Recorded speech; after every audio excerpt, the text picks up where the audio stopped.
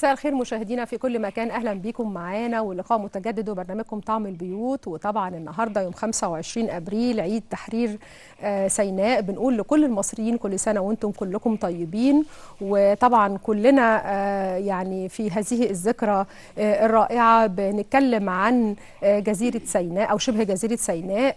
عارفين قد ايه فيها مجهود خرافي بيحصل دلوقتي، سواء اذا كان من ناحيه مقاومه الارهاب او من ناحيه التنميه فيها.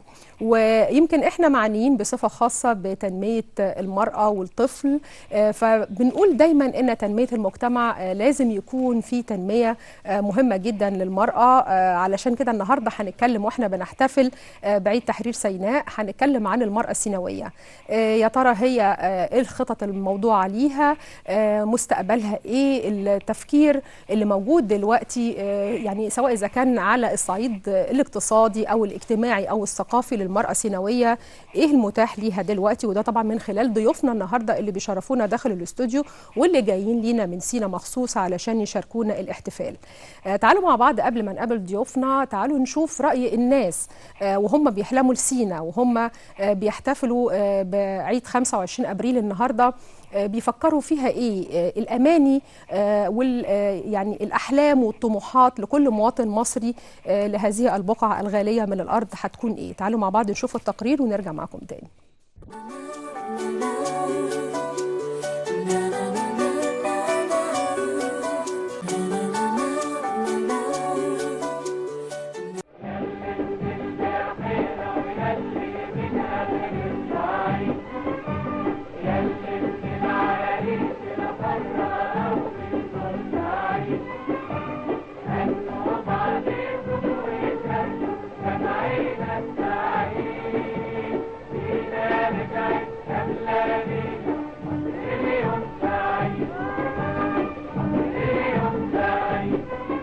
احنا النهارده مبسوطين جدا ان سينا رجعت لنا ويبقى عيد سعيد، وكل سنه يبقى عيد المصريين كلها محتفله بيها.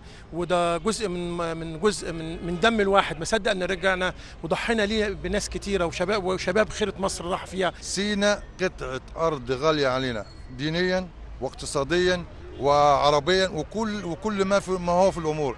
احنا قاتلنا على رجوع سينا ودفعنا الغالي والنفيس من اجل ان احنا رجعنا سينا، رجعنا اخر متر في سينا، اخر متر في سينا. انا بنادي القيادات السياسيه وعلى راسهم الرئيس المحترم عبد الفتاح السيسي ان هو يهتم بسينا ويهتم بتنميه سينا. سينا دي طبعا هي قلب مصر. سينا دي وكل الناس كانت بتحارب سنه 73 عليها الجيش المصري بتاعنا والشهداء والناس اللي زي كده، والسياح بتجي من كل انحاء العالم. ودي سينا يا مصريين في القلب وجوه العين، اتلموا قلوب وايدين واحموا حدود الاوطان.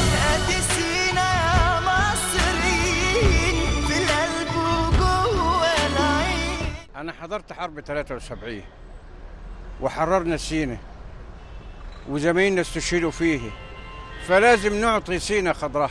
ازاي؟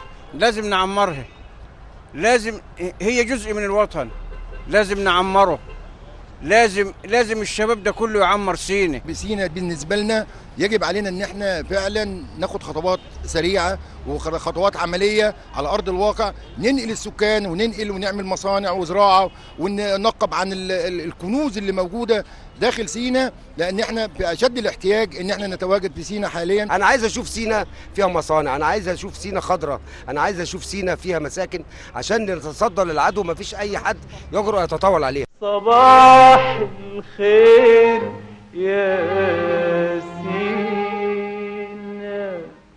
وصباح الخير يا سينا، رسيتي بمراسينا. صباح الخير يا سينا، رسيتي بمراسينا. تعالي حضننا الدافي، ضمنا وبوسينا يا سينا يا سينا. سينا هي أيقونة السلام، هي أرض الفيروز اللي احنا ضحينا عليها في 73 وخدناها نصها بالحرب ونصها بالسلام، ودلوقتي هنتجه لنحررها من الإرهاب، وهي ليها مستقبل واعد وليها ميزانية في الاستثمار، وبإذن الله هتكون أحسن وأرقى وأهدى مكان. سينا هي أعظم بقعة على كوكب الكرة الأرضية تجلى الله على أرضها، فممكن تكون مزار ديني لكل شعوب العالم، ويبقى فيها سياحة وفنادق من أعظم بقعة في العالم. سينا ديت يعني واخدة تلت مساحة مصر. سينا نفسي تزرع، تبقى فيها مصانع، فيها استثمار. سينا ديت يعني أرضنا.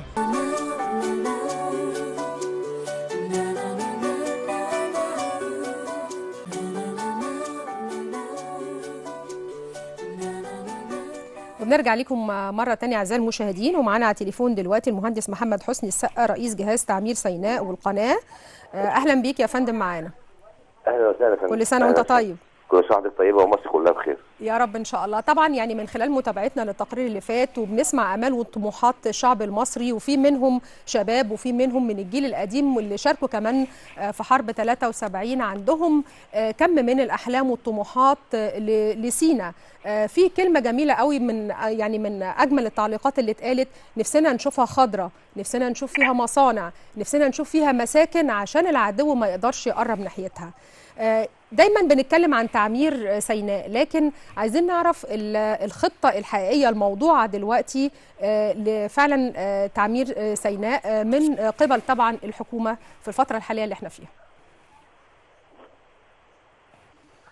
الو ايوه حضرتك سامعني؟ ايوه يا فندم. هو حضرتك الخطة اتوضعت من يوم ما استلمنا سينا، من سنة بدأنا التعمير فيها سنة 82، ان احنا اول حاجة ان احنا ننفذ البنية الأساسية في مدن سينا، شمال وجنوب سينا ووسط سينا. لان احنا طبعا لما خدنا سينا لازم الشباب يبقى عارف احنا خدناها خاويه على عروشها زي ما بيقولوا، ما فيهاش حاجه خالص، مفيش ميه، مفيش كهرباء، مفيش طرق. كانت المحافظات الرئيسيه بتشتغل بمولدات كهرباء ساعات معينه في اليوم، فترات الليل وبس. كانت الميه في المدن الرئيسيه بتتنقل بخزانات ميه. طبعا ما كانش فيه تليفونات ولا كان فيه صرف صحي، لكن الحمد لله النهارده احنا بنقدر نقول ان احنا عندنا المدن الرئيسيه في شمال وجنوب سيناء تتمتع بخدمه الميه والكهرباء والصرف الصحي وشبكه طرق على اعلى مستوى تعدت 3000 كيلو. نقدر نقول حضرتك ان احنا اجمالي الاستثمارات اللي صرفتها الدوله من سنه 82 لو جينا قيمناها هي حوالي 6 مليار، لو جينا قيمناها النهارده تفوق ال 60 مليار بالسعر السوقي الحالي. ده بالنسبه للبنيه الاساسيه، وطبعا اي حد يقدر هو يمكن حصل تركيز اكتر على التنميه السياحيه في هذه المنطقه، لكن يعني خلينا نتكلم بشكل اكتر. الناس اللي بتتكلم عنه ان هي بتتكلم عن مصانع، بتتكلم عن استثمارات، بتتكلم عن زراعه، بتتكلم عن مساكن لاهل المكان. تمام. هو حضرتك البنيه الاساسيه معروفه ان هي قاطره التنميه. انا مش هقدر اعمل مصانع، مش هقدر اعمل سياحه، مش هقدر اعمل تنميه زراعيه لما اعمل البنيه الاساسيه اللي هي شبكات الطرق، شبكات الكهرباء، شبكات الميه. فكان لازم نبدا بالبنيه الاساسيه، وجايز للعامه مش واضح في سينا نتنفذ حاجه، لان معظم البنيه الاساسيه بتبقى مدفونه تحت الارض، ودي تكلفتها عاليه جدا وباهظه جدا. كل المطلوب حاليا في الفتره اللي جايه ان ندخل في مجال الاستثمار والمصانع او المزارع، وديت يعني تكلفتها بتقارنيها بالنسبه للبنيه الاساسيه بتبقى قليله جدا ومتواضعه جدا. لكن هل شبه جزيره سيناء مؤهله اكتر بعد طبعا البنيه التحتيه؟ هل هي مؤهله اكتر للصناعه ولا للزراعه؟ حضرتك احنا ما نقدرش نقول ان احنا يعني نقصرها على نشاط واحد، لا سينا يعني مثلا شمال سينا مؤهله للزراعه بالاضافه للسياحه والثروه السمكيه، المقومات الحاليه اللي موجوده. جنوب سينا مؤهله للمصانع المواد الخام اللي موجوده فيها والسياحه. وسط سينا مشتركه بين المحافظتين. لكن كميه الاستثمارات اللي اتضخت في المرافق، اللي باكد في المرافق حضرتك الميه والكهرباء والصرف الصحي والطرق والتليفونات اللي موجوده في سينا، دي تستوعب اي استثمارات ممكن تتم في المرحله القادمه. بدليل ان سياده الرئيس اعلن في المبادره الاخيره في خطابه الاخير عن منطقه حره موجوده في سينا. ده تاكيد ان البنيه الاساسيه تستوعب تنفيذ اي مشروعات في سينا.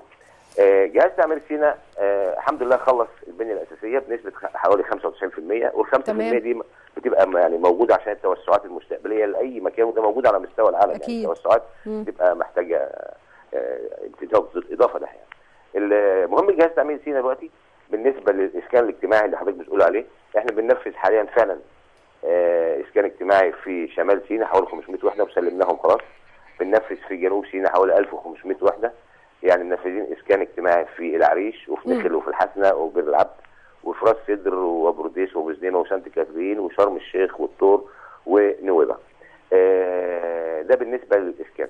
مهم الجهاز التعمير السينائي الاساسيه حاليا ان احنا حضرتك بعد ما خلصنا البنيه الاساسيه للمدن الرئيسيه داخلين على التجمعات البدويه بقى، دي خدمه اهالي البدو داخل التجمعات البدويه، لان دي مرحله ما اقدرش ابدا فيها الا لما اخلص البنيه الاساسيه للمدن الرئيسيه. المهمه الرئيسيه دلوقتي الجهاز التعمير السينائي بالنسبه للتجمعات ربط التجمعات البدويه على الطرق الرئيسيه سواء بمدقات او طرق اسفلتيه. ربط التجمعات البدويه على شبكه الكهرباء العموميه. لاحظ حضرتك ان دي تجمعات يعني مساحه سيناء كبيره تمام، والكثافه العدديه للتجمعات البدويه داخل سيناء قليله جدا بالنسبه للكثافه السكانيه. ايوه، فبنربط التجمعات ديت على الشبكه العموميه للكهرباء، بالاضافه للمحور الثالث اللي بنشتغل فيه الاسكان البدوي ومباني الخدمات داخل التجمعات البدويه في عمق سيناء. ده بالاضافه ان جهاز تعمير سيناء من خلال آلية جواه احدى مكوناته مشروع التنميه المتكامله لاهالي سيناء. ده مشروع واحد وده حلم بيحلم بيه اهالينا في سيناء، ازاي نحول التجمعات ديت اللي هي عمرها ما تمام يا باشمهندس. هو احنا طبعا يعني بندعو حضرتك انك تكمل معانا حلقتنا النهارده، لان احنا معانا ضيوف من سيناء. طبعا هنربط بين كلام حضرتك والمشروعات اللي تم تقديمها بالخدمات اللي هم طبعا بيتمنوها وبيحلموا بيها. المهندس محمد حسني السقا رئيس جهاز تعمير سيناء والقناه، بنشكر حضرتك جدا وبنجدد التحية ليك والتهنئة، وبنقول تاني بقى للسادة المشاهدين ان احنا قبل ما نقابل ضيوفنا هنطلع مع بعض تقرير. احنا عارفين طبعا ان منطقة سيناء ليها زي محدد مختلف له مذاق خاص. هنشوف مع بعض التقرير الجاي وبعدين نتقابل مع ضيوفنا.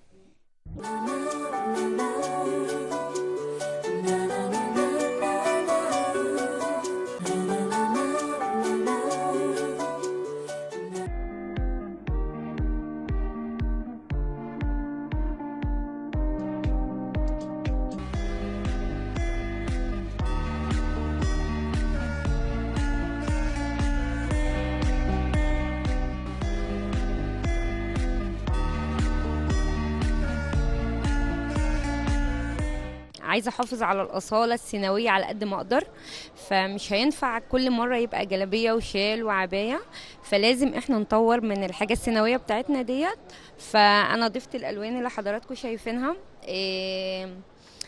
ضفت الوان، بعدت عن الاسودات خالص، دخلت الوان، دخلت اكسسوارز في الحاجه، عملت الحزام، عملت العقد السيناوي، عملت الشنطه السيناويه، جددت في الموديلات. لازم اي تراث في بلدنا هنا نحافظ عليه، اذا كان سيناوي من قنا، من البحر الاحمر، من الصعيد، لازم الحضاره بتاعتنا لازم نحافظ عليها. كل عصر وكل وقت وكل سنه بحاول انزل جديد، وكل فتره من الزمن بحاول انزل جديد، وفي تطوير جامد للزي السيناوي زي ما حضراتكم شايفين. مدخله الملس في الشغل السيناوي، دمج الحاجه الصعيدي مع الحاجه السيناويه، دمج الالوان ومغيره فيها. طورت كمان الشغل السيناوي، ضفت الطباعه، بس مش اي طباعه برضو، الطباعه اللي هي تتماشى مع اللبس السيناوي، زي طباعه اللي هي البدويه بتاعتنا، الصوره اللي تلائم برضو الشغل الزي السيناوي. ضفتها على التيشيرت، ضفتها على العبايه، ضفتها على التونيك، طبعتها على جيليه. وربنا يوفقنا ان شاء الله ونقدم الجديد دايما، وربنا يساعدنا كده ونطور على طول كده ونحافظ على اصالة الزي السيناوي بتاعنا.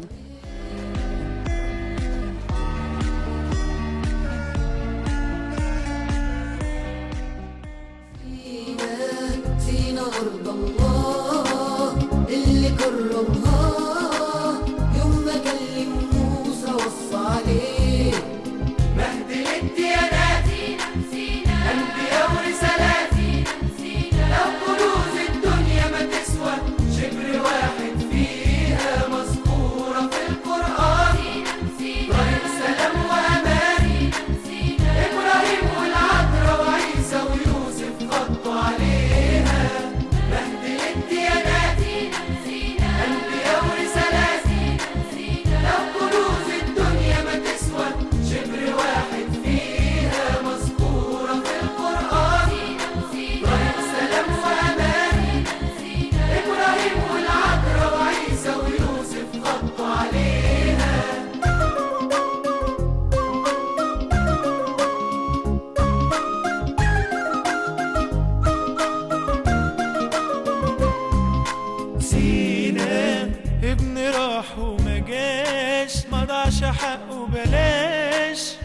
لما كان في حرب ما استناش.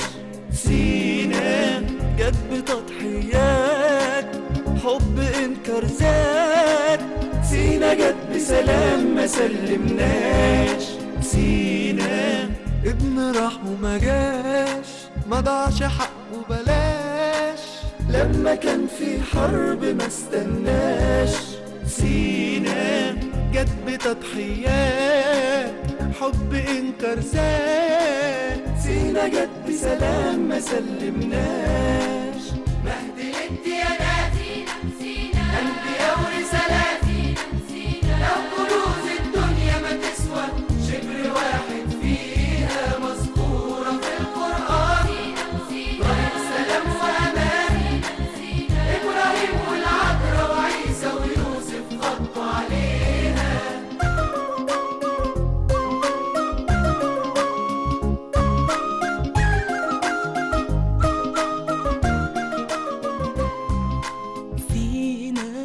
فينا حق اتجاب عمره يوم. وبنكمل كلامنا واحتفالنا النهارده بسينا، وسينا ليها خصوصيه خاصه جدا، سواء اذا كان من الناحيه التاريخيه، من الناحيه السياسيه، من الناحيه الدينيه. يعني هي بقعه ارض غاليه جدا ومتميزه على مدار التاريخ العالمي، ان هي فعلا ليها خصوصيه خاصه بيها جدا. الواقع السيناوي اللي احنا عايزين نتكلم عنه دلوقتي، وخصوصا من ناحيه المراه والطفل، هو ده اهتمامنا في حلقتنا النهارده، وهو ده مشاركتنا النهارده.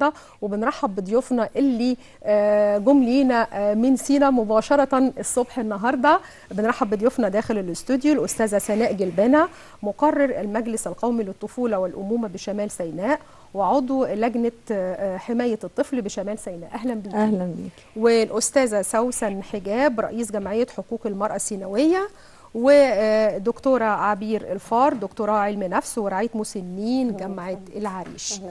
اهلا بيكم والحمد لله على السلامه، وكل سنه وانتم طيبين. واحنا شاكرين جدا ان انتم يعني جايين من 5 الصبح، كنتوا راكبين عشان توصلوا وتشاركونا في حلقتنا النهارده. فكل سنه وانتم طيبين. نبتدي مع الدكتوره سناء، ويمكن بشكل خاص عايزين نتكلم عن أحلام المرأة في سيناء. احنا بنتكلم عن المرأة، بنقول عنها دايما ان هي يعني نصف المجتمع، ولكن يعني الموضوع بيتخطى مسألة النصف بكثير، لان هي اعتقد في مختلف المستويات الاجتماعية ومختلف المجتمعات هنا في مصر، هي بتبقى بتتحمل مسؤولية الأسرة بشكل كبير جدا ومسؤولية الأطفال. فكلمينا عن المرأة السيناوية بصفة عامة، هي حياتها عايشاها ازاي دلوقتي واحلامها ايه؟ بسم الله الرحمن الرحيم. قبل ما اتكلم عن المرأة السيناوية، اسمحي لي النهارده واحنا في 25 ابريل واحنا بنحتفل بأعياد تحرير سيناء، هذا الانتصار العظيم الذي حققته الإرادة المصرية العظيمة وحققه جيشنا المصري العربي العظيم. اني ابعت تحية لأرواح شهدائنا الأبرار اللي ضحوا من أجل عزة وكرامة مصر وتحرير الأرض والعرض في سيناء. وأيضا أرسل من هنا تحية لكل رجالات قواتنا المسلحة المصرية في كل مكان وفي كل موقع، لأنهم هم حصن الأمن والأمان، وهم حماة الوطن العربي كله إن شاء الله وبإذن الله. واسمحي لي أن أوجه رسالة لأهالينا في سيناء وأقول لهم كل سنة وانتم طيبين، وأهالينا في مصر والقيادة السياسية ورئيسنا السيسي اللي اخترناه بإرادة قوية وبحب وأصرينا على اختياره. بنقول له إن إحنا النهاردة بنجدد يعني مناداتنا ليك، ووقفنا جنبك، وإن شاء الله أنت معانا، وإن شاء الله مصر هتكون بخير، وإن شاء الله مصر هتعبر هذه الأزمة، وإن شاء الله مصر هتكون أحسن بإذن الله. إن شاء الله. المرأة السيناوية لا تختلف بأي شكل من الأشكال عن أي امرأة مصرية في أي قرية مصرية أو في أي محافظة مصرية. طموحات المرأة المصرية دايما وأبدا هي طموحات كبيرة وجميلة وعظيمة، إنها بتحتوي بيتها، بتحتوي أسرتها، بتحتوي مجتمعها كله، بتبذل كل الجهد من أجل حماية بيتها ومن أجل تقديم الدعم لزوجها ولابنها ولإخواتها ولمجتمعها. فالمرأة السيناوية يمكن طموحاتها تكون يمكن تكون طماعه شويه، يمكن انا اكون والله كامراه يعني ممكن مصريه يكون عندها طموحات زيادة. يعني يمكن اكون انا كامراه مصريه من ارض الفيروز زي ما بنطلق على انفسنا، ان انا يكون عندي يعني طماعه شويه. نفسي ان سينا بوابه مصر الشرقيه تكون هي هذه البوابه العظيمه اللي حمت مصر واللي دخلت منها كل الغزوات، واللي هزمت كل الغزوات هزمت فيها، ومن خلالها نفسي ان اشوفها بكره يكون احلى من النهارده عشان ولادي وعشان احفادي. نفسي ان اشوف سينا بتعمها كل انواع التنميه البشريه، ونفسي اشوف سينا هذا المشروع القومي لتنميه وتعمير سينا اللي كان مقدر لي انه ينتهي في 2017، ان يحقق اهدافه في 2017 اللي للاسف لم يحقق الى حد ما، يعني تم تحقيق البعض من اهدافه، لكن نقلت كل الاستثمارات من سينا الى مناطق اخرى، وكلنا عارفين الكلام ده مش عايزين نخوض فيه. ولكن انا نفسي كأم مصريه وكامراه مصريه، انا واحده من اللي بيحموا هذه الارض اللي ان احنا مرابطين فيها وعايشين فيها ومش هنسيبها. كلام جميل جدا. هو حضراتكم يعني الثلاثه من العريش، من منطقه العريش، ابا عن جد، الثلاث ابا عن جد.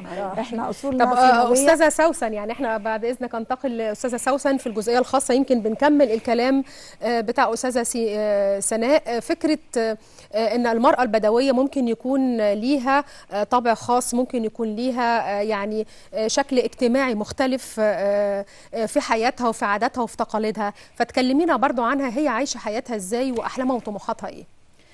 بسم الله الرحمن الرحيم. خليني يعني أأكد على كلام أستاذة سناء إن إحنا بنوجه تحية لكل الشهداء وتحية لأرواحهم الطاهرة البريئة وتحية لأهلهم كمان. سينا دلوقتي أصبح لكل بيت في مصر أعتقد فيه شهيد في سينا، أو لكل منطقة في مصر فيه شهيد في سينا، فبالتالي كل مصري له حق في هذه الأرض.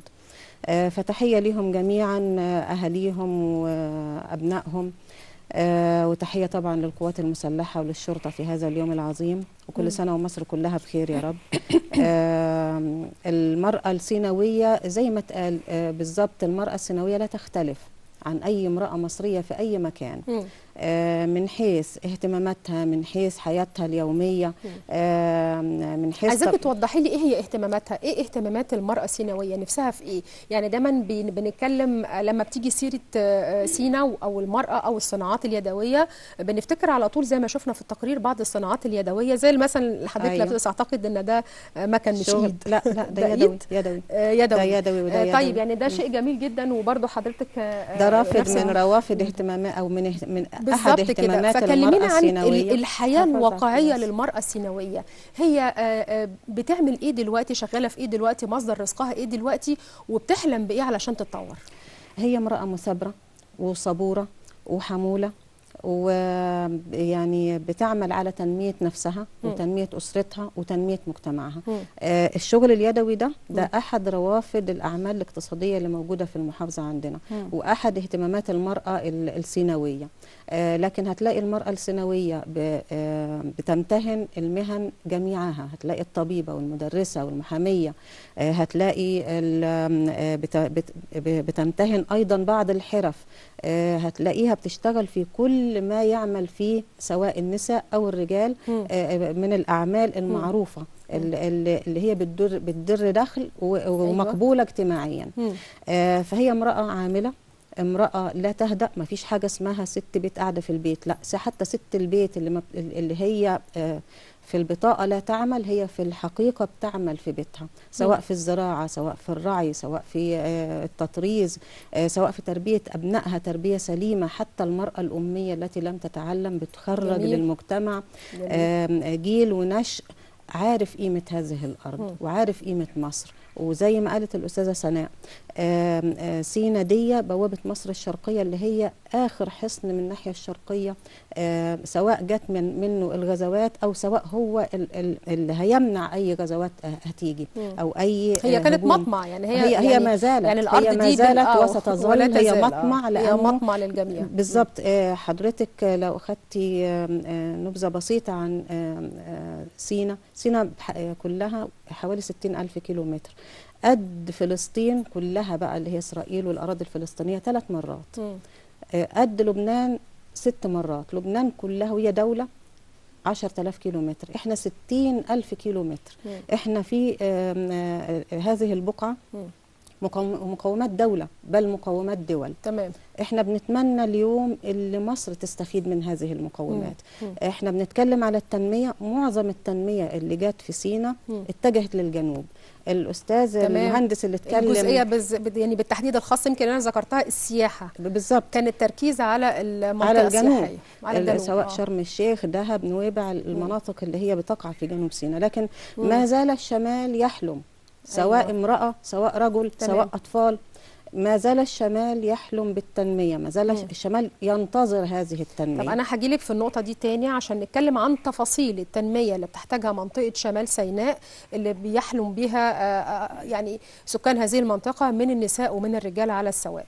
دكتورة عبير، أنت بقى مثال مختلف، يعني يمكن احنا اتكلمنا عن المرأة، بنتكلم عن المرأة البدوية، المرأة في المنزل، ولكن أنت اتعلمتي وفي جامعة العريش وحصلتي على الدكتوراه، وبتقولي لي ان انت سيناويه من شمال سيناء ابا عن جد.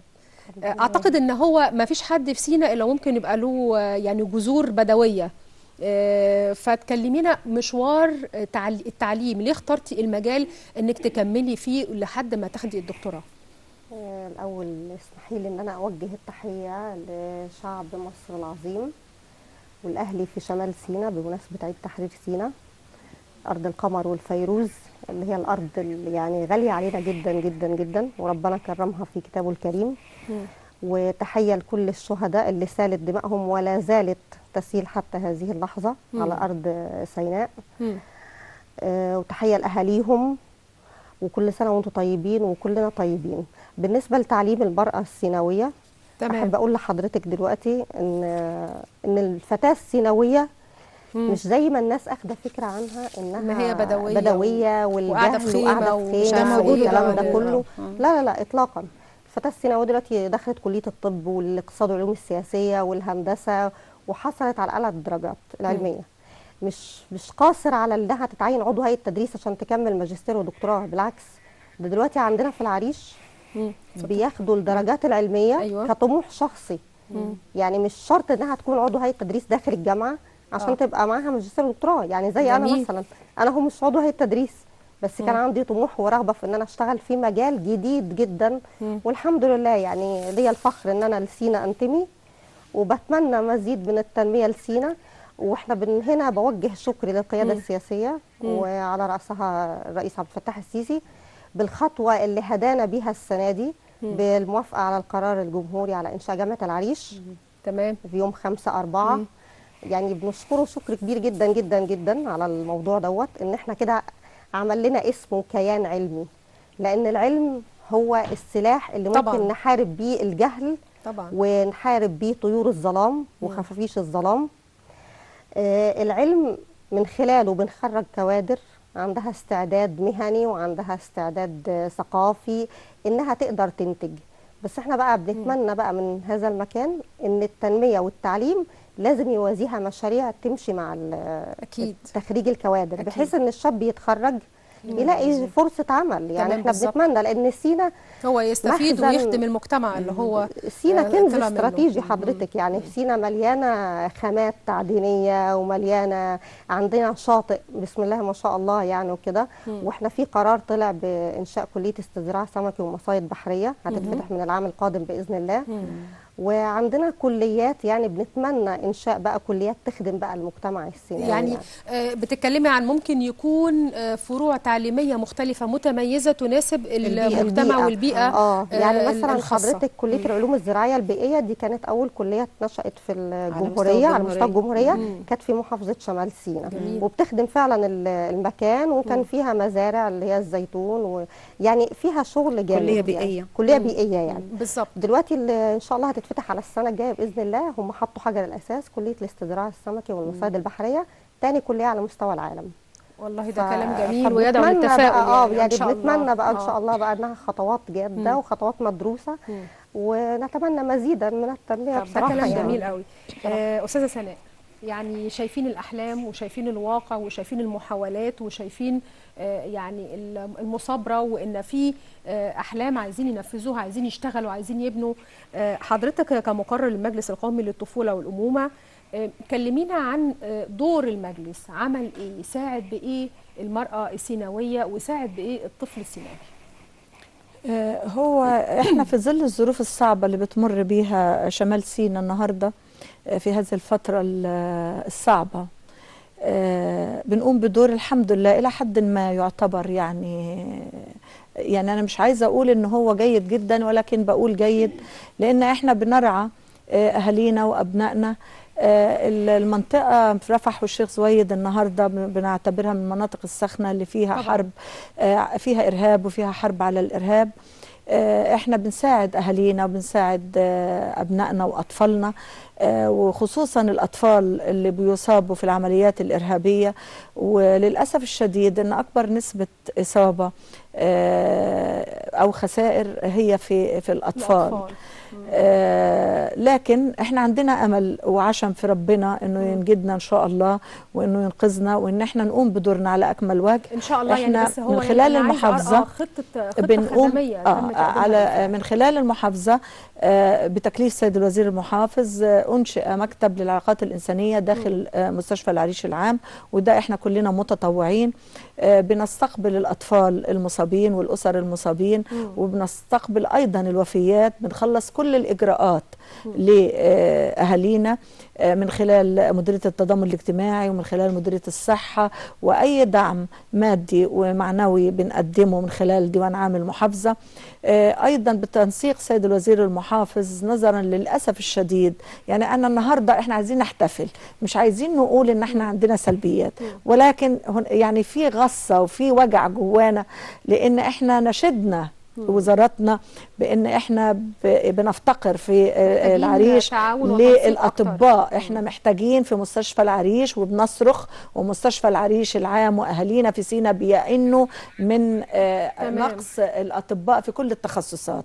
واحنا خطبنا ونشدنا وترجينا وزاره الصحه، وبنتمنى النهارده في العيد في منطقه زي دي المفروض ان يبقى ليها الاولويه، خصوصا كمان الظروف اللي احنا فيها، لانه حالات الاصابات اللي بتصل للمستشفى سواء رفح او الشيخ زويد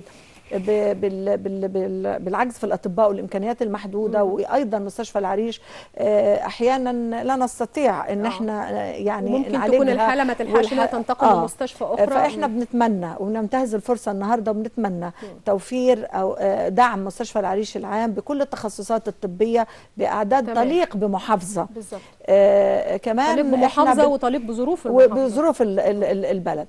كمان احنا وانا عضو في لجنه تبع ديوان عام المحافظه، وكلنا بامانه متطوعين، سواء الاستاذه سوسن، سواء بنتي عبير، زميلاتي في العريش وزملائي، احنا متطوعين بنستقبل كل اهالينا اللي بسبب ظروف الحرب للاسف اضطروا يتركوا أراضيهم وبيوتهم ويلجأوا لينا داخل مدينة العريش بتقديم جميع المساعدات العينية وعمليات التسكين وصرف المبالغ المالية لحين إن شاء الله انتهاء الأزمة، وإن شاء الله هتنتهي بإذن الله على خير، وإن شاء الله هتنتهي قريبا بإرادة وقوة شعبنا المصري العظيم وقوة جيشنا العظيم ورئيسنا العظيم اللي احنا مش بس حبيناه بل عشقناه. أستاذة سوسن، أكيد في تعاون وتنسيق ما بين الجمعيات الأهلية وما بين يعني المجالس القومية المتخصصة، وده لازم يكون تنسيق هام جدا علشان تعرفي تعملي تواصل طبعا ما بين الفئات اللي انت بتتعاملي معاهم اللي عندهم احتياجات اجتماعية وما بين المجالس اللي عندها القدرة.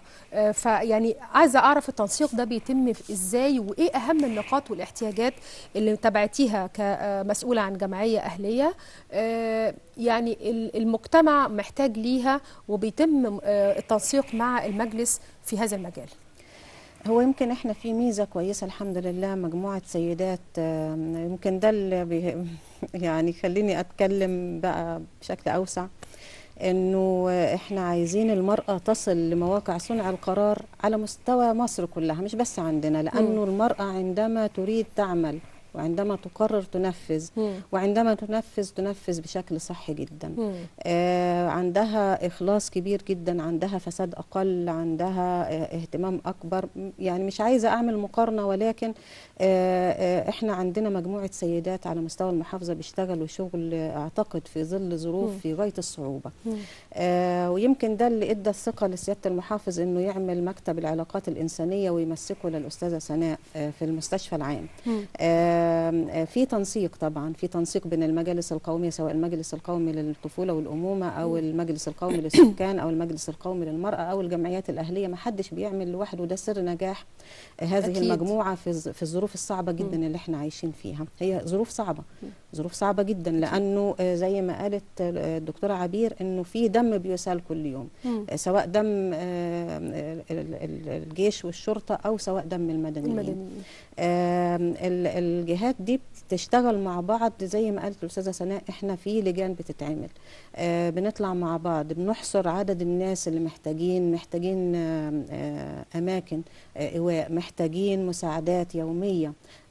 بتبقى الأسرة جاية سايبة كل حاجة تقريبا، عايزة مكان، خسرت كل حاجة، سايبة كل حاجة. احنا بنأكد ان ده ظرف، احنا متأكدين وموقنين 100% ان هو ظرف مؤقت. مرت على مصر ظروف أصعب من دي، يعني احنا بنقول ده ظرف صعب، لكن اللي يقرأ التاريخ كويس قوي يعرف انه ده مش اصعب الظروف اللي مرت على مصر. عشان كده هذا الظرف سينتهي، ما فيش ارهاب بيهزم دولة وخاصة مصر. هذه الفترة ستنتهي وستمر بسلام إن شاء الله بفضل أهل سينا وبفضل جيش وشرطة مصر العظيم. التنسيق بيحصل بالشكل اللي يوصل المساعدات لمستحقيها بالفعل. احنا في لجنة كانت بتطلع، يمكن بتروح، احنا كنا قبل الهوا بنتكلم يمكن احيانا بعد المغرب وبعد العشاء في الظروف الصعبة دي، بتروح القرى وبتروح النجوع، بتروح المراكز، بتحصر احتياجات الناس. احتياجات المرأة عايزة ايه؟ عايزة مكان تقعد فيه ويبقى معاها ولادها، تقدر توفر لهم قوت يوم، تقدر توفر لنفسها عمل تستفيد منه يومي. فالمحافظة مش مقصرة، القوات المسلحة مش مقصرة. احنا كجمعيات أهلية أعتقد ان احنا من الجمعيات الأهلية في صعوبات أو حاجة واجهتيها طبعا في تحركاتك؟ طبعا انه عدد الحالات بيزيد، عدد الحالات بيزيد كتير جدا. قلة المساعدات اللي بتبقى ممكن تبقى موجودة النهاردة بكرة مش موجودة. الأبناء اللي قاعدين بدون عمل وعاطلين عن العمل لأسر كتير جدا. يعني هتلاقي في أسرة عندها 10 مثلا، واحد بيشتغل والباقي لا مثلا. هتلاقي في الأرملة اللي هي بتعول أسرة محتاجة ان هي اما تشتغل يا اما تشغل حد من ولادها، حتى ممكن تطلعه من المدرسة عشان يشتغل عشان يعول هذه الأسرة اللي بلا عائل. فأرجع تاني للتنسيق. لولا وجود هذا التنسيق ما كنتيش هتلاقي فيه إلى حد كبير جدا في استقرار الحمد لله اجتماعي. يعني احنا بنعاني من اضطراب على المستوى، مش عايزة أقول يعني الانفجارات اللي بتحصل كل يوم والعمليات الإرهابية، لكن على المستوى الاجتماعي احنا كده بس ترابط. عشان يعني للأسف وقتنا قرب ينتهي، وعايزة ألحق أسأل دكتورة عبير قبل النهاية. يعني هو استكمالا برضو لكلامك، يعني أنا عايزة أعرف برضو دور المرأة أو الفتاة اللي اتعلمت، اللي استمرت في المدرسة، اللي دخلت الجامعة، اللي يعني كان عندها فرصة إن هي تنول قسط كبير وطويل من التعليم، إن هي تساعد وتخدم برضو أبناء مجتمعها. ده موجود حضرتك. يعني احنا عندنا معظم الفتيات سواء في الجامعة او من خارج الجامعة او حاصلين على الشهادات او لسه طلبة شغالين في الاعمال التطوعية. يعني هي حتى قبل مدام سناء تعرف كده كويس. يعني انا عن نفسي بتكلم ان انا كنت دايما معاهم من زمان من بدري، لكن دلوقتي الموضوع زاد بزيادة لان سينا تئن بصراحه دلوقتي. فاحنا بنتمنى بصراحه، يعني بنتمنى. بصي عايزاكي تقولي لي بشكل سريع الاحتياجات، لان احنا خلاص وصلنا لنهايه حلقتنا دلوقتي، فتقولي لي بشكل سريع احتياجاتكم ايه؟ احتياجاتنا ايه؟ بنتمنى ان شاء الله باذن الله سرعه الانتهاء من تطوير وانشاء جامعه العريش، وتوفير الكوادر لتدريس الطلبه ولتخريج الكوادر، وتوفير فرص عمل لابناء محافظه شمال سيناء منعا لاتجاههم الى فكر اخر. تمام. هو ده اللي احنا بنطالب بيه بصراحه، لان العلم والعمل هما الاثنين سلاح، هما اللي هينقذوا سلاح ضد الارهاب الاسود. ده كلام جميل جدا. واحنا يعني معلش للاسف وصلنا لنهايه يعني لو كلمه كلمتين بشكل سريع عشان احنا وصلنا لنهايه الهواء. انه احنا بنطالب الدوله انه هي تدخل بثقلها عشان تعمل التنميه دلوقتي، اكيد لانه التنميه هي اللي هتقر حاجه ليها دلوقتي، وهي التنميه هي اللي هتقر الامن. التنميه هتستوعب الايدي العاطله اللي ممكن تتجه بشكل او باخر لحاجات. بالظبط كلام يعني معلش في عجاله، احنا محتاجين كمان ان التنميه ما تبداش بس من محور قناه السويس. نتمنى، ودي رساله السيد رئيس الجمهوريه، بنقول له يجب ان تكون التنميه متوازيه وتتقابل وتتلاقى. شبابنا في رساله انا بوجهها ومأمنين الشباب، بيقولوا يا ريس عايزين نشتغل، يا ريس عايزين مصانع، عايزين مدارس، عايزين، لان سينا على فكره شمال سينا فيها تعدين، فيها معادن، يعني وسط سينا مليانه بالمعادن وتصنع للصناعه والسياحه والثروه السمكيه والزراعه. احنا عندنا احسن ارض خصبه زراعيه. الاهتمام بترعه السلام، ترعه السلام يا ريس، وتقنين اوضاع اهالي سينا. انا والله ودي لو قعدت اليوم كله، يعني انا نفسي، لان كلامكم مهم جدا فعلا، وكلامكم يعني احنا في عندنا هموم كتير، لكن احنا جايين النهارده عشان نقول كل سنه ومصر بخير، كل سنه وانتم طيبين واحنا سعداء. وعلى فكره في رساله بنبعتها من سينا محملين بيها، بنقول اللي يطلعوا يقولوا احنا هنتظاهر عشان يكسروا مصر في 25 ابريل. مصر عمرها ما هتتكسر. الاستاذه سناء جلبانه، مقرر المجلس القومي للطفوله والامومه بشمال سيناء وعضو لجنه حمايه الطفل بشمال سيناء، شكرا ليكي. والاستاذه سوسن حجاب، رئيس جمعيه حقوق المراه السيناويه، شكرا ليكي. ودكتوره عبير الفار، دكتوره علم النفس ورعايه مسنين جامعه العريش، احنا بنشكركم جدا وبنقول لكم كلكم كل سنه وانتم طيبين، وشرفتونا النهارده، وانتم كنتوا محتاجين يوم كامل في الحقيقه. وكل سنه وانتم مصر بخير، وكل الساده المشاهدين طيبين وبخير. واعزائي المشاهدين نلقاكم على خير الاسبوع القادم ان شاء الله، وكل سنه وانتم طيبين.